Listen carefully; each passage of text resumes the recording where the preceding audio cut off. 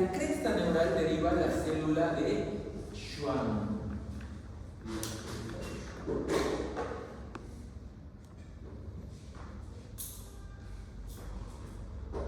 Célula de Schwann.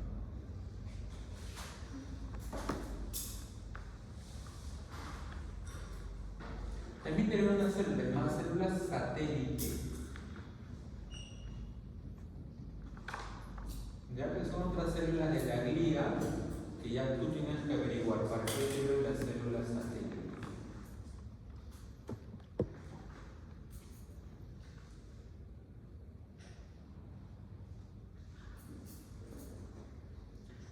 Listo, este es el resumen entonces histofisiológico y embriológico de las células de la glía.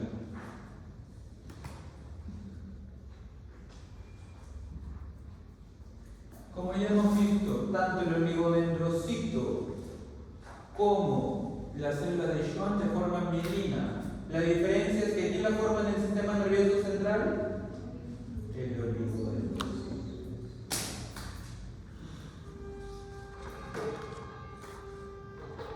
Y en el sistema nervioso periférico, Schwann.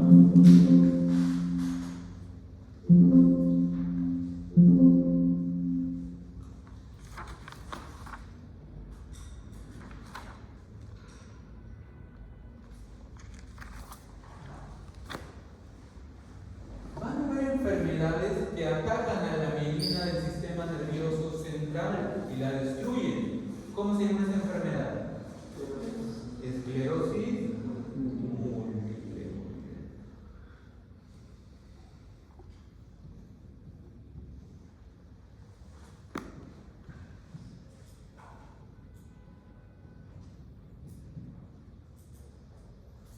Y en el sistema nervioso periférico, ¿cómo se llama la enfermedad donde se destruye la mielina? Síndrome de Guillain-Barré.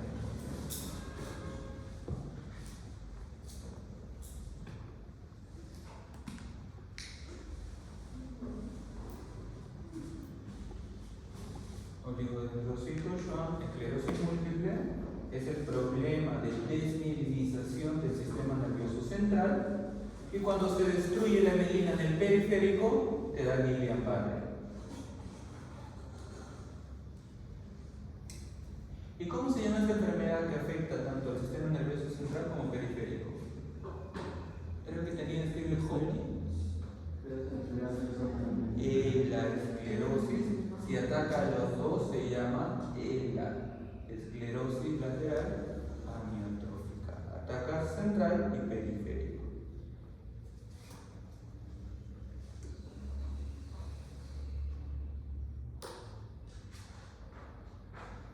Pero yo lo puedo ver por la vida. ¿Ves? Ese ya lo quiero. Sí.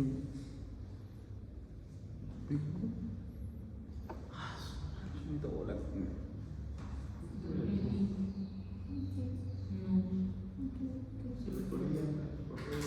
Es que ella habla como si fuese su salón que no quiere.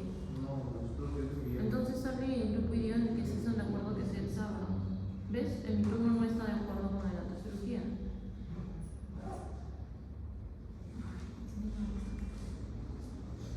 Recuerdo cuando yo tenía escuchado esos proyectos de mis sensaciones. Doctor, es que Me hace acordar a mi profesor, los hombres estábamos callados, las mujeres son las que trabajan.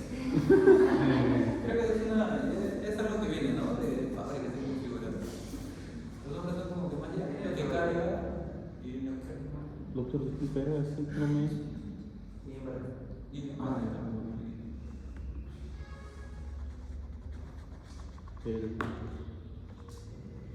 al otro, esclerosis lateral amiotrófica.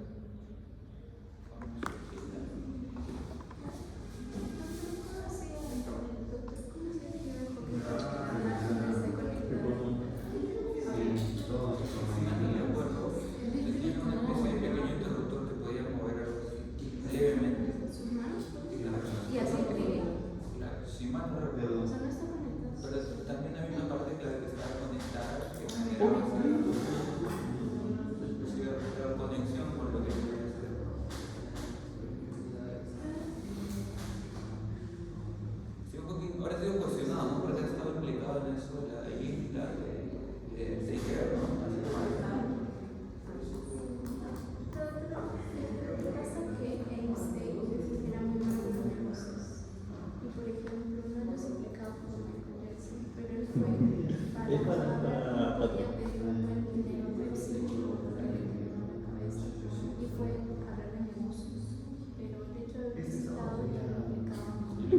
Sí, y varias cosas. Sí, un año.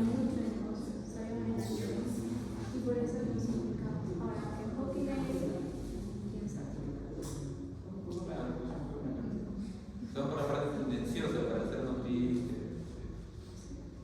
Bien, doctores, ya está entonces. Esas patologías ya saben dónde es que está cada Sí, una yo de ellas. confirmado que hacer eso. ¿Ya lo confirmaron? El doctor Libre. Ya. ¿Qué confirmaron? En cirugía. Ah, ¿sí? ¿Qué cuándo va a ser? Sábado. ¿Ese sábado? Sí.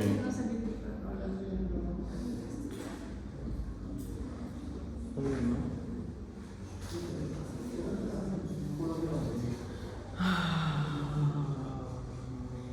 Vaya. ¿Qué célula es la principal efectiva en el proceso patológico? Les voy a ir con esta pregunta, ya porque es una pregunta un poquito pues, adelantada a lo que estamos viendo ahorita. Dice que tiene una mujer joven, acuérdense, mujer joven que consulta por pérdida progresiva de la visión. Mujer joven. Pérdida de la visión y parestesia de miembros inferiores. Problema sensitivo y problema de visión. Además tienen hiperreflexia, signo de Babinski positivo. Doctores, cuando se lesiona una célula del sistema nervioso central, una célula motora, se llama lesión de primera neurona, ¿ya? Esto lo vamos a ver recién en la siguiente clase, pero te voy adelantando. Cuando se lesiona una neurona motora del sistema nervioso periférico, o sea, de los nervios periféricos, se llama lesión de segunda neurona.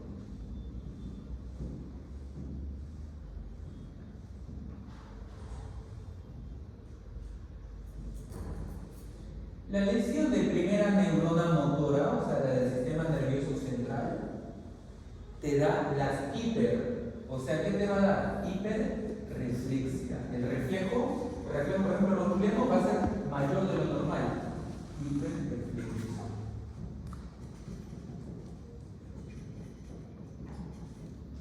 Si tú tocas el músculo de ese paciente, más bien está duro, o sea, tiene hipertonía. No lo puede mover, pero el músculo está duro, como si estuviera tiso, ¿ya? Hipertonía. Parálisis espástica se le llama porque el músculo está duro sin poder moverse. ¿Qué más va a tener cuando se lesiona la neurona motora? La primera, la de acá arriba. Signo de Babinski. No. ¿Qué es el signo de Babinski? Claro, en pocas palabras se abre el pie, ¿no? Cuando tocas el borde lateral del pie, se abre. Signo de Babinski positivo. En cambio, cuando se lesiona la neurona del nervio periférico, va a tener lo contrario. O sea, ¿qué va a tener? Hiporreflexia. ¿El tono cómo va a estar? Hipotonía. ¿Y va a tener o no va a tener Babinski?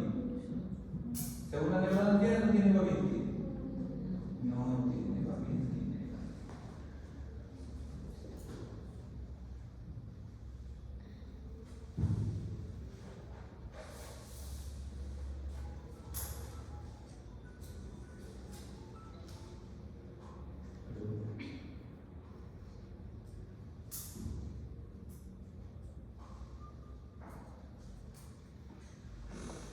Primera y segunda neurona.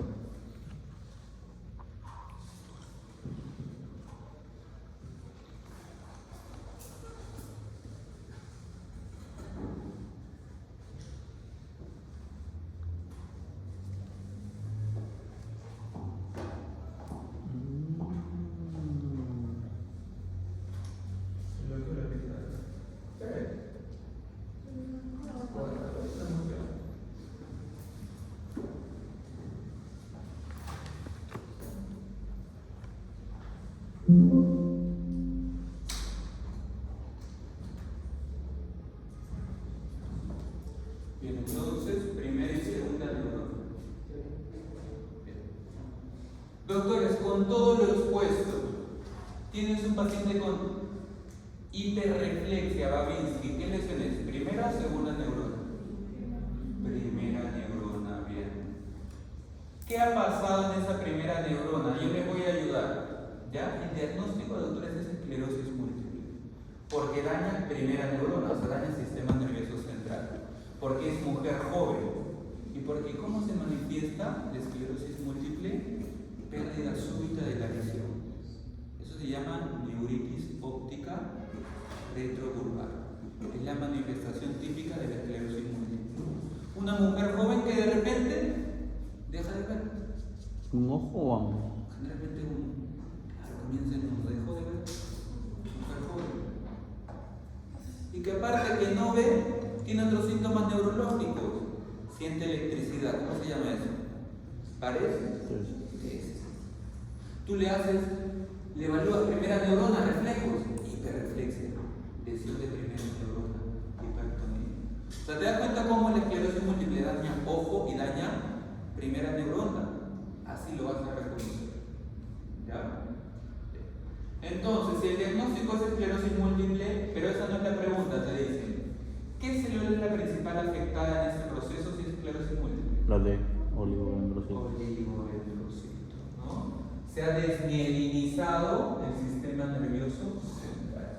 Entonces, no te olvides, yo sospecho que es esclerosis múltiple porque es una mujer joven que estaba tranquila, estaba normal y de repente tiene pérdida de la visión.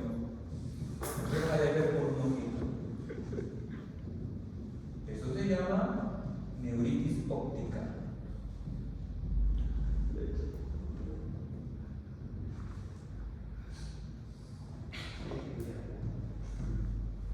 Que además de eso tiene parestesias.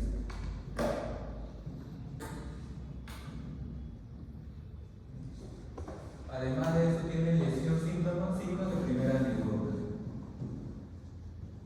motora.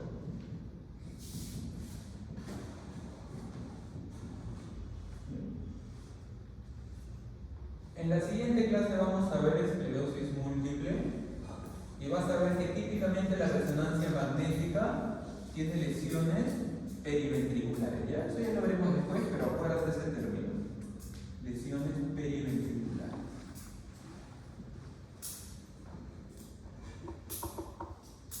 Entonces el problema está en el oligodendrocito.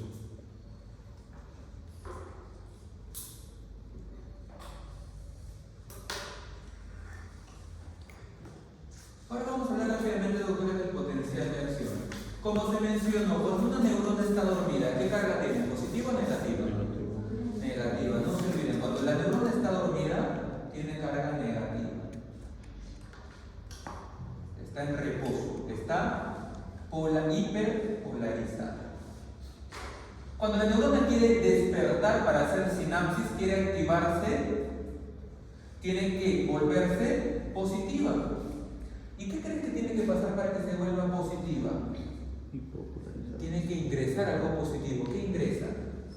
Sodio, porque el sodio tiene carga positiva. Entonces, ingresó el sodio y la neurona comienza a volverse positiva.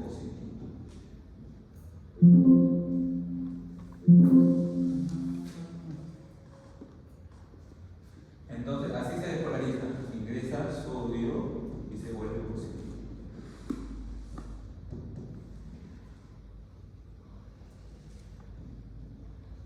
Ahora, quiero que te des cuenta de algo, mira. Esta es una neurona que tiene mielina. Si esta mielina no existiera, ¿qué tendría que hacer para despolarizarse? El sodio tendría que ingresar acá, tendría que ingresar acá, tendría que ingresar acá, tendría que ingresar acá, acá también, acá también. ¿Qué opinas? ¿Va a demorar en ingresar todo ese sodio o no? Entonces, ¿qué hace el cuerpo de manera inteligente para que no se demore tanto ingresando ese sodio? Crea mielina, de tal manera que el sodio solamente para que se despolarice tendrá que ingresar en los huequitos que no tienen mielina, solo en esta parte, mira, solo acá. Entonces se despolariza más rápido porque se salta, mira cómo salta. Por eso es que la mielina aumenta la velocidad de... ¿Qué velocidad aumenta la mielina? Velocidad de conducción. Aumenta la velocidad de conducción. ¿Por porque hace que se salten todos sus espacios.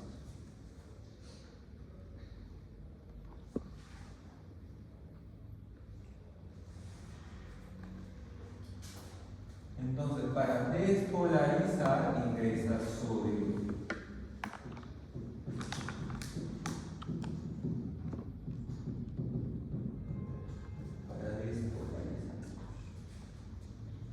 Y si tú quieres nuevamente volverlo negativo, obviamente el sodio ya no tiene que ingresar. ¿Qué tendrás que hacer para que esto pierda positividad y se vuelva nuevamente negativo? Tienes que botar algo. ¿Qué botas? Potasio. El potasio que tiene carga positiva, ¿qué hace la célula? Lo bota. Y si pierdes potasio que tiene carga positiva, ¿cómo se va a quedar adentro? ¿Con qué carga? Negativa, porque está botando lo positivo. Entonces, ¿qué dice la neurona? Bien, ya me despolaricé, ya me activé. Ahora ya quiero volver a dormir, a descansar. Quiero volver a ser negativa. Entonces dice, el potasio lo boto. Boto el potasio, boto el potasio, boto el potasio. Pierdo esa sustancia positiva. Y otra vez la neurona que estaba bien positiva, como bota potasio, se vuelve otra vez negativa y comienza a descansar de nuevo. ¿Ya? No olvidar. Ingresa sodio, luego bota potasio.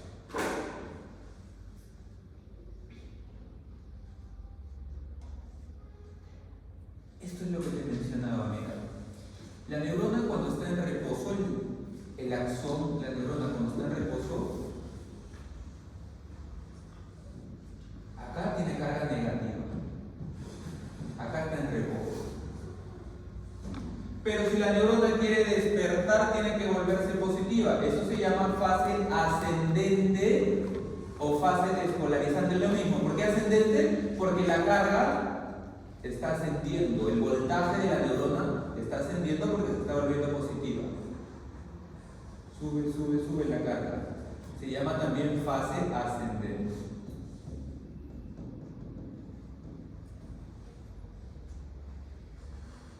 Esa fase ascendente, ya dijimos, se da porque ¿quién ingresa? Sodio. Sodio. Vamos a llamarle 1, ya, entre comillas. 1, y lo vamos a graficar acá. 1, fase ascendente, o también llamada fase despolarizante.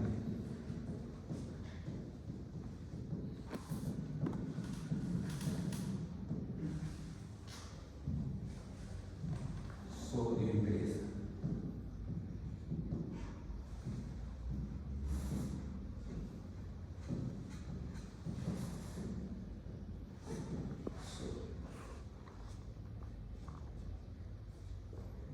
La neurona se despertó, dice, bien, ya trabajé, ahora otra vez voy a dormir.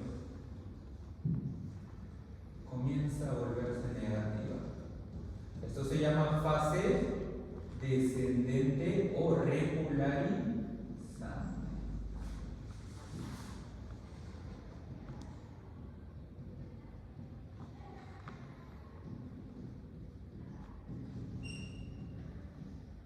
Fase descendente o regularizante.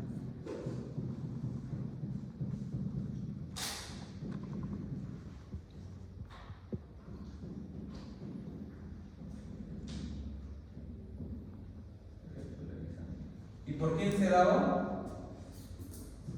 Por el potasio que sale. Sale el potasio.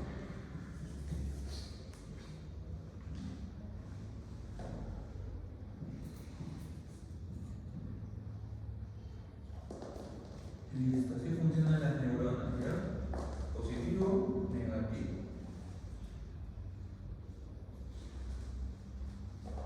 Doctores, para que las neuronas se activen, incluyendo las neuronas sensitivas que llevan el dolor, necesitan que ingrese sodio. ¿Ya? Para que toda neurona se active, necesita que ingrese sodio. Entonces, si tú ahorita, supongamos, te pellizcas, te golpeas, para que esta neurona emita ese dolor que sientes, para activarse necesita sodio. ¿Qué hicieron? Los químicos se dieron cuenta, los farmacéuticos, los farmacólogos se dieron cuenta que para que se genere el dolor necesita que ingrese sodio ese nervio. Y crearon algo que impida que se active ese nervio sensitivo, la famosa anestesia local. ¿Qué hace la anestesia local? La anestesia local bloquea al canal de sodio. Vamos, acá tenemos el canal de sodio por el cual ingresa. Esta es la puertita por la cual ingresa sodio y permite que la neurona se despolarice. Entonces, ¿qué hace la lidocaína, la silocaína, la bupivacaína, la mepivacaína, etcétera? Bloquean el canal de sodio. Los anestésicos locales, mecanismo de acción, bloquean el canal de sodio, bloquean esa puerta.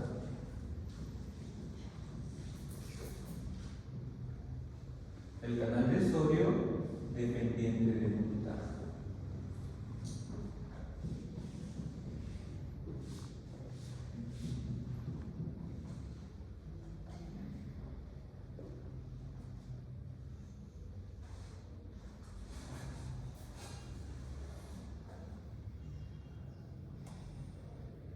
Y es por eso que así, entre comillas, se genera el dolor. Tu nervio, como está, entre comillas, dormido, porque no puede despolarizarse, ya no lo siente.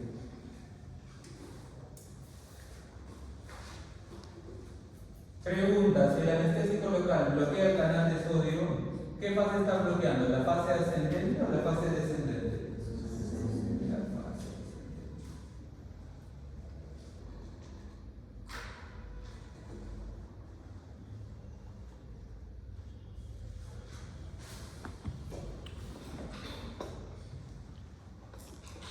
Doctores, ¿les parece si llegamos a vía? Y acá falta ver las preguntas. ¿Les parece que vamos a vía piramidal, espinotelámica y los pares craneales dejamos para la siguiente clase? Entonces vamos a acabar en unos 20 minutos.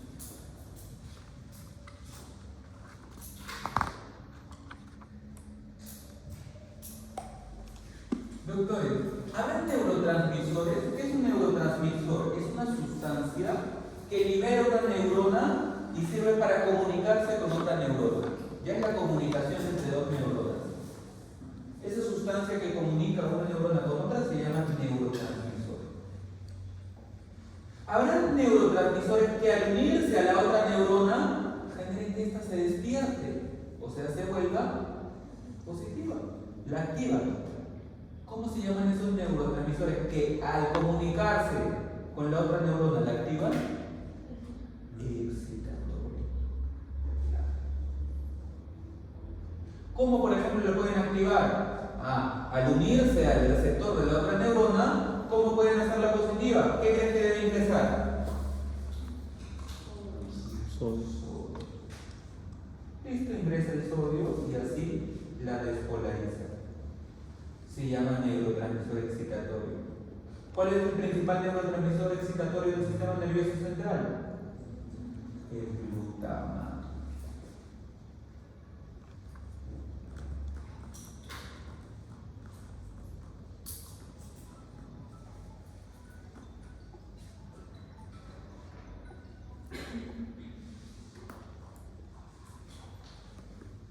Neurotransmisor excitatorio.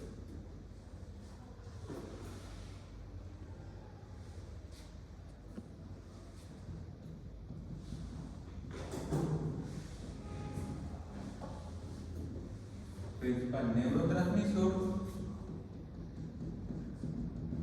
excitatorio del sistema nervioso central. Pero tienes otros neurotransmisores que también son excitatorios, por ejemplo la acetilcolina.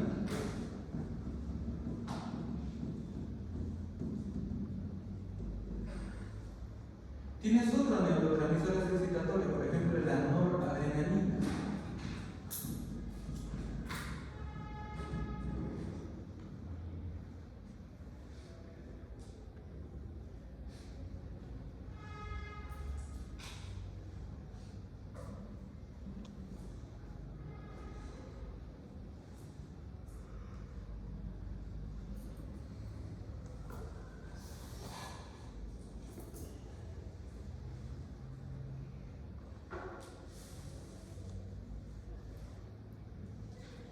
¿La acetilcolina para qué sirve?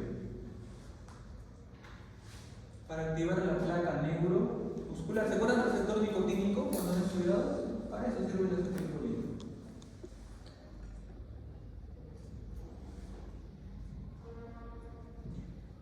¿Qué enfermedad te da cuando baja la acetilcolina en el sistema nervioso central? En el cerebro. Claro, en el músculo te da enfermedades como miastenia grave cuando hay problema con el receptor nicotínico. Pero cuando baja la acetilcolina del cerebro te da Alzheimer. Ese es el problema en el Alzheimer, que baja la acetilcolina. Entonces no te olvides, cuando disminuye la acetilcolina del cerebro, la enfermedad que te da es el Alzheimer. Y cuando baja la dopamina,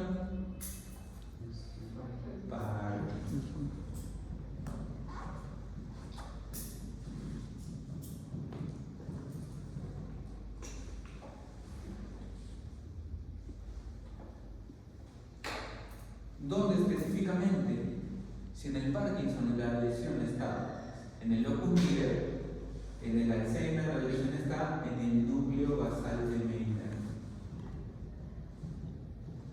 Ahí se genera la acetilcolina y ahí es donde se lesiona, uno de los tantos lugares que se lesiona en el Alzheimer, el núcleo basal de Meiner.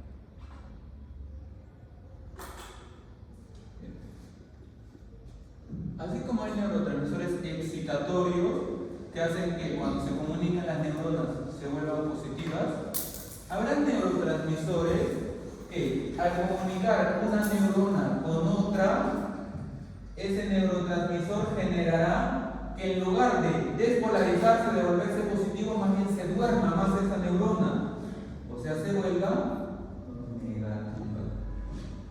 Ese neurotransmisor que genera que la neurona se duerma, se hiperpolarice, ¿cómo se llamará? GABA. Inhibitorios. Y de tipo, por ejemplo, el famoso GABA. ¿Y cómo hará que se vuelva negativa? ¿Ingresará sodio? ¿Qué tiene que ingresar para que se vuelva negativa? Algo negativo, o sea, el cloro. El cloro tiene carga negativa. ¿Qué hace el GABA? Abre el canal de cloro. Y como ingresa cloro, todo adentro se vuelve negativo. Listo, ese es el mecanismo del GABA. Permitir el ingreso de cloro. Y con eso la neurona está dormida.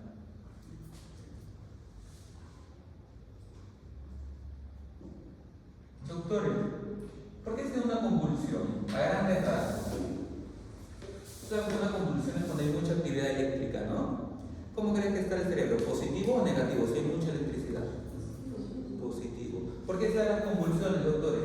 Porque ¿quién creen que predomina? ¿Qué neurotransmisor predomina? ¿El GABA o el glutamato? Hay una convulsión se da porque hay mucho glutamato y hay poco GABA. Hay un desequilibrio. Por eso la neurona está así. Por eso el paciente convulsiona. ¿Ya? Entonces, ¿tú qué quieres hacer si le convulsiona? ¿Qué quieres repotenciar para que esa neurona se quede tranquila? GABA. ¿Y cuál es el fármaco que potencia GABA? Y por eso es el primer fármaco ante una crisis convulsiva. Las benzodiazepinas. Las benzodiazepinas son el medicamento de elección para las crisis convulsivas justamente porque calman a las neuronas ya que potencian al GABA. Las benzodiazepinas, como el lorazepam, el diazepam, etc. La otra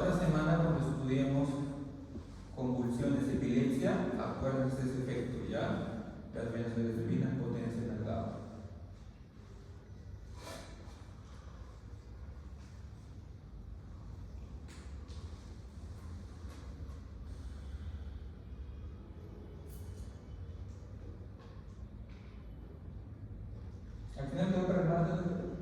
Sí. Parece que sí, ¿no? Entonces, ¿cuáles son los neurotransmisores inhibitorios? El principal es el GABA. Si el glutamato es el principal excitatorio, el GABA es el principal inhibitorio.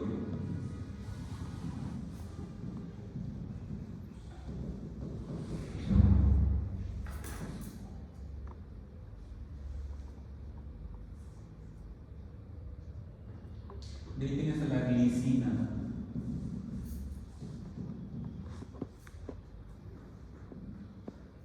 Otro inhibitorio es la serotonina.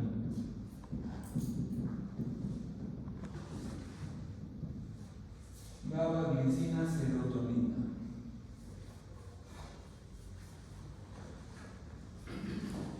Y es así, doctores, como tenemos esos neurotransmisores. ¿Ya? No olvidar entonces efectos de las benzodiazepinas. En la epilepsia, en la convulsión predomina el glutamato, el GABA está por los suelos. Por eso tú das benzodiazepinas para que ese GABA se eleve y la epilepsia, la crisis convulsiva, calme. ¿Ya? Por eso las benzodiazepinas. Doctores, ¿para qué te vamos a hacer estatus epiléptico? ¿Cuántos minutos tiene que convulsionar tu paciente para que le llames estatus epiléptico? No recuerdo si 5 días o 3. 5 minutos. Ya no se olviden.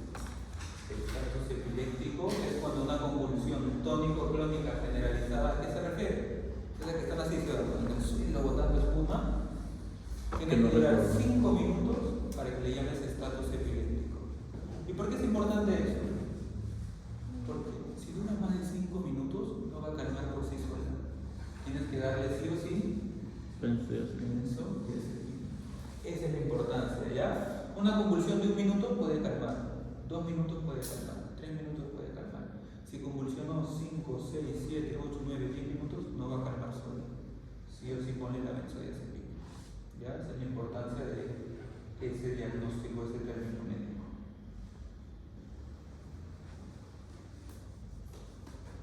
A partir de la media hora ya hay daño cerebral. Ya no se olvide. 30 minutos de convulsiones y hay daño cerebral. Antes se esperaba, decían, no, dale a partir de los 30 minutos, es que convulsiona, hace años. Pero se demostró que no, si tú esperas a 30 minutos ya hay daño. 5 minutos y debes dar sí o sí tratamiento. No se olviden de eso.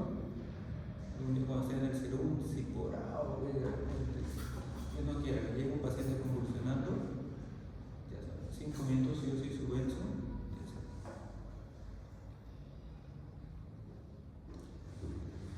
¿Cuál será esa, doctores?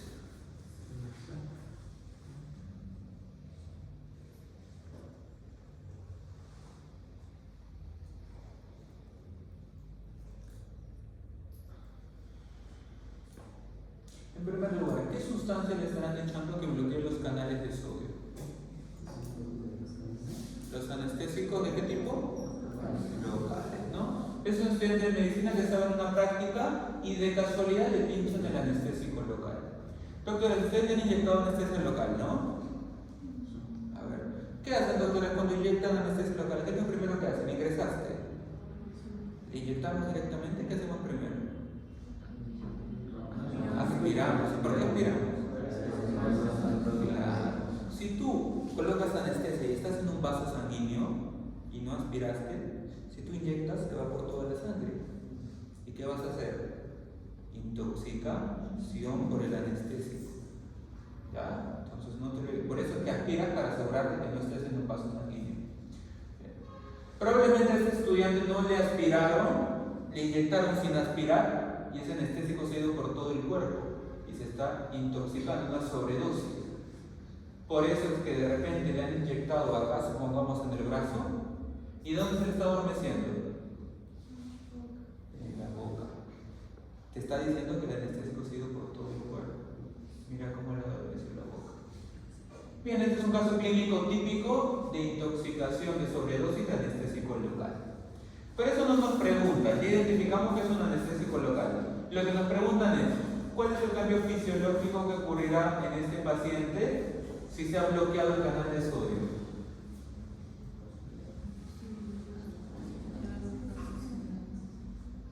¿Qué nos está generando? ¿Qué fase? ¿Se acuerdan? El sodio generaba esto. Fase ascendente, ¿no? El sodio. Como le has dado anestésico local, estás bloqueando el canal del sodio, estás bloqueando la fase ascendente, o sea, la clave C.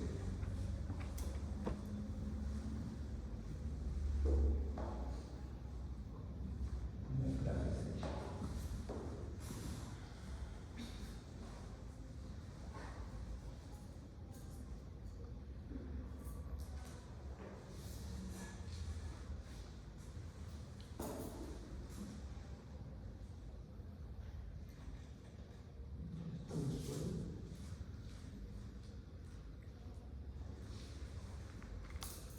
¿Cómo ando? ¿Ya están activos?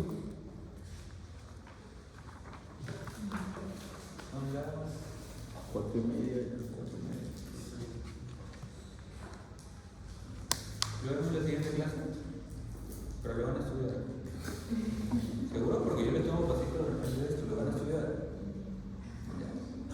No lo van a estudiar, la doctora es sincera. Acabo esta vía, aunque sea, ya voy a acabar esta vía y ya para que puedan retirarla. Doctores, acuérdense de esto, miren. Cuando tienes una sensación de dolor, por ejemplo, miren, el paciente se ha raspado la rodilla, ya se raspó la rodilla derecha. Partimos de acá, le duele la rodilla derecha, se ha raspado. Ya la máquina se cansó. Sensitiva esa. Ya se cansó, doctor. Son señales, doctor. Entonces, cuando tienes una sensación de dolor, esto va a ser captado por un receptor y ese receptor va a ir a un nervio. Como es la neurona que ha agarrado el primer estímulo, ¿cómo se le llamará? Primera neurona. Entonces, la vía del dolor, la primera neurona, te la estoy graficando acá, mira.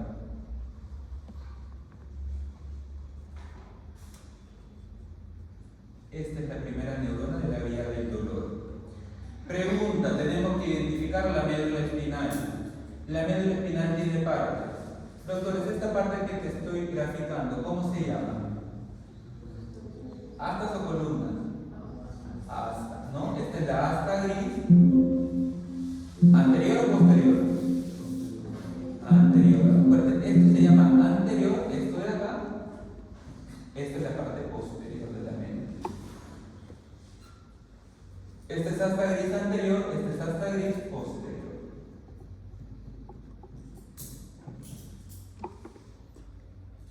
Si eso del medio se llama astas, lo de los costados, ¿cómo se llama? Columnas. Esta es la columna.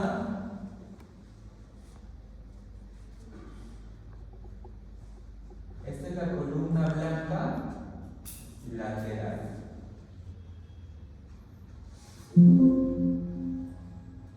Esta es la columna, de acá, columna blanca anterior.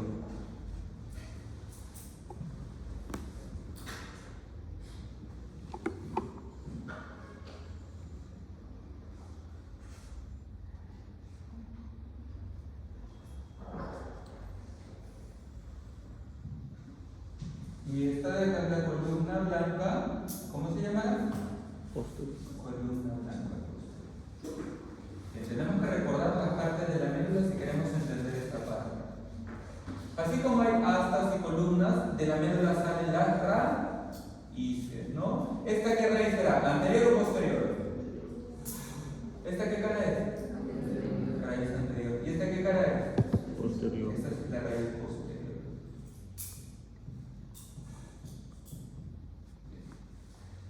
En neuroanatomía siempre hay una regla. La parte sensitiva, ¿por dónde pasa? ¿Por la raíz anterior o posterior? Posterior. ¿Y la parte motora? Anterior.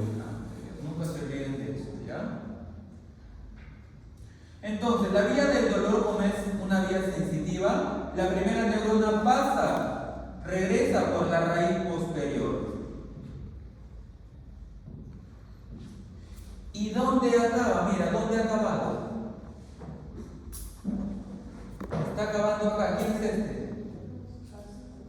¿Hasta anterior o posterior? Posterior. Listo, ya acaba. La primera neurona hace sinapsis, hace conexión con la segunda neurona. Como es la vía espinotalámica lateral, hace sinapsis y ¿qué hace luego? Decusa. Si dolía el lado derecho, se va al lado izquierdo de la médula. Mira cómo va decusa. Y una vez que decusa, sube. Doctores, si se llama espinotalámica lateral, ¿por qué cordón creen que subirá? Cordón blanco lateral, por eso el nombre. Miren cómo sube.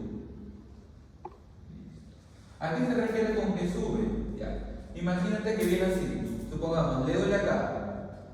Llega a la médula. Llega a la médula. ¿Qué hace ahí? ¿Cruza o sube? Primero.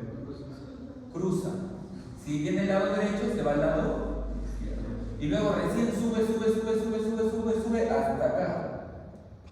¿Ya? A eso se refiere. Cruza y sube. Listo. Segunda neurona, sube toda la médula espinal, sube todo el bulbo raquídeo. ¿Y dónde termina? Acá. ¿Quién es ese? Mira cómo subió hasta arriba. ¿Quién era ese? El tálamo. La tercera neurona, esta es una regla de toda vía sensitiva. La tercera neurona en toda vía sensitiva está en el tálamo.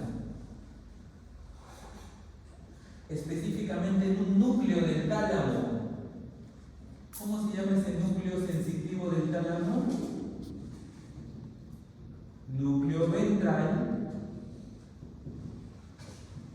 posterolateral.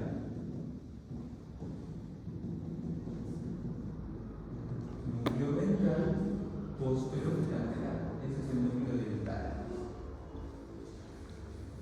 Y luego ya se va hacia el cerebro para que tú ya seas consciente de ese dolor.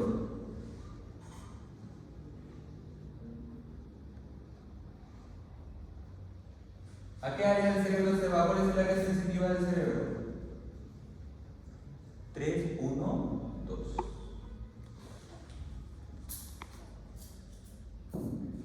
Vamos a volver a hacerlo. Doctores, se capta el dolor.